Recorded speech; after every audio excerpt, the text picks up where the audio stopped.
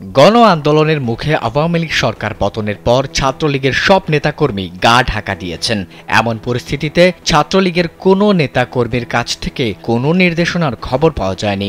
এদিকে দলকে সুসংগঠিত করার লক্ষ্যে সামাজিক যোগাযোগ মাধ্যম ফেসবুকে বিভিন্ন নির্দেশনামূলক স্ট্যাটাস দিয়ে বরাবরই সরব নিষিদ্ধ সংগঠন বাংলাদেশ ছাত্রলীগের সাবেক সাধারণ সম্পাদক গোলাম রাব্বানী। রোববারও দলের ভেতরে সমস্যা, সংকট ও ত্রুটি বিচ্যুতি নিয়ে একটি স্ট্যাটাস দিয়েছেন তিনি। ওই স্ট্যাটাসে তিনি দলের ভেতরের সমস্যা, সংকট ও ত্রুটি বিচ্যুতি সংশোধনের জন্য মানসিক দৃঢ়তা সম্পন্ন নেতৃত্ব প্রয়োজন বলে মন্তব্য করেছেন।